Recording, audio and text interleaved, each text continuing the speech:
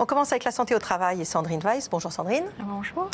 Alors parmi nos téléspectateurs, certains travaillent certainement depuis leur domicile. Certainement aussi, ils en profitent pour faire une pause et nous suivre, bien sûr chaque jour. Alors on va voir s'ils sont nombreux ou pas à faire du télétravail.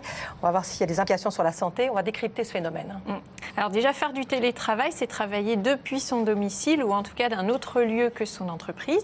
Le phénomène est en augmentation en France, même s'il reste moins répandu que dans les pays scandinaves ou anglo-saxons. Voilà. Il y a un développement de la part des entreprises parce que quoi, ça aide à la qualité de vie finalement du travail? Oui, alors le tout premier intérêt du télétravail ou travail à distance, c'est d'améliorer la qualité de vie des collaborateurs. Effectivement, donc il permet par exemple de réduire le temps de transport, il permet de limiter le temps de transport, vous travaillez de chez vous, ça va de la cuisine à la salle de bain, voire à la chambre, donc le temps de travail limité. Voilà, il permet de réduire le temps de transport, de réduire le stress lié par exemple à un environnement bruyant et puis de mieux concilier la vie privée et la vie professionnelle. Il est aujourd'hui très plébiscité en France, comme on le voit s'afficher, puisque d'après une enquête récente qui date de cet été, 2 salariés sur 3 sont favorables au télétravail. Le plus souvent, ils sont favorables à de 1 jour ou 2 jours par semaine. D'accord. Alors ça s'adresse à qui ce dispositif? On imagine à des personnes fragiles ou malades? À l'origine, c'était ça. À l'origine, effectivement, ce dispositif, cette pratique s'adressait à des personnes à la santé fragile, par exemple en situation de handicap ou bien avec des maladies chroniques. C'est dans ce sens que les tout premiers accords d'entreprise ont été signés en France dans les années 2005. Alors bien évidemment, ça existait déjà, mais on n'utilisait pas ce terme pour des métiers très spécifiques. Les enseignants ont toujours corrigé leur copie chez eux. De la même façon, les commerciaux ont souvent eu pour bureau leur voiture. Enfin, ça s'est étendu après. Hein, ça s'est étendu, c'est-à-dire que le télétravail a suivi, a été la mise en pratique pour les entreprises d'une volonté d'augmenter le bien-être des collaborateurs. Et ça s'est étendu selon un historique qu'on va voir s'afficher.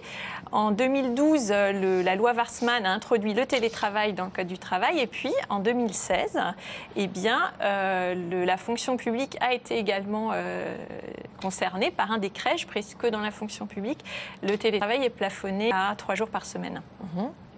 Et maintenant, toutes les entreprises peuvent y avoir accès, petites, grandes, tout. Voilà, c'est ça. Alors, un chiffre d'abord, le télétravail concerne aujourd'hui 4 millions de collaborateurs, soit 16% des actifs. Et effectivement, il concerne beaucoup d'entreprises petites et grandes, privées ou publiques. Et pour des secteurs et des fonctions très variées, ça va d'informaticiens, en tout premier plan, mais aussi secrétariat, ingénierie, finance.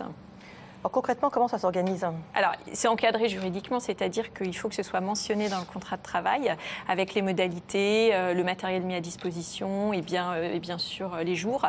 Il faut à minima un échange écrit avec la hiérarchie. Alors, sur le papier, vous dites que ça limite le stress, oui. Sur le papier. Oui. Mais quand vous travaillez chez vous, comment vous faites la part des choses entre la vie professionnelle et la vie privée? Alors, très juste, c'est un risque, mais c'est un risque qui finalement n'est pas plus élevé que quand on est un salarié classique et qu'on rentre chez soi et qu'on peut être contacté le soir.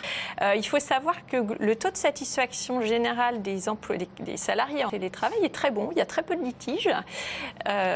Donc ça, c'est un point important. Et finalement, la réticence, elle viendrait plutôt du côté des employeurs qui ont peur de ne pas surveiller leurs salariés. Voilà, qui ont peur de perdre le contrôle. Alors, on va voir s'afficher un dessin justement qui représente cette scène qui fait peur aux salariés. On voit une salariée qui travaille manifestement dans la comptabilité, qui est plus accaparée par les tâches domestiques et les enfants que par son travail. J'insiste sur le fait que la réalité est très différente puisque toutes les études montrent qu'au contraire, les salariés en télétravail ont une productivité plus grande. Exactement, c'est-à-dire qu'en moyenne, on travaille mieux et plus de chez soi. Alors, est-ce qu'il y a malgré tout des risques pour la santé de travailler de chez soi? Oui, les médecins du travail pointent 2 risques principaux. Le premier, c'est un risque lié à l'alimentation, c'est-à-dire un risque de grignoter toute la journée. Le deuxième risque est lié au sommeil, un risque de se décaler. Donc la règle de base quand on travaille de chez soi, c'est de se lever aux heures habituelles, de s'habiller et de manger à heure fixe. On dit que la cantine est dans la cuisine, c'est ça. Et puis il y a un risque de désocialisation. Moi, si je travaillais loin de Marina, non, mais ça, on peut pas, Michel. Comment vous voulez qu'on fasse pour être si proche, pour être complice? C'est pas possible si je reste chez moi. Oui. Alors effectivement, là aussi, les médecins du travail estiment qu'au-delà de 2 jours par semaine de télétravail, il y a un risque de désocialisation. Jusqu'à 2 jours, tout va bien. Et dans les faits... Moi, c'est que 5 jours, moi. Donc ça va. Donc jusqu'à le jour de télétravail, il n'y a pas ce risque. En revanche, il y a des collaborateurs qui travaillent à 100% de leur domicile. Ce n'est pas forcément un choix, c'est souvent lié à une délocalisation de l'entreprise ou à un souhait de faire des économies sur les frais de bureau. Et là, effectivement, il y a ce risque d'isolement très fort. Et par exemple, tout incident prend des répercussions beaucoup plus grandes puisqu'on n'a pas les collègues pour nous remonter le moral et relativiser. Alors, dans le droit du travail, il est... Qu'est-ce qu'il y a ?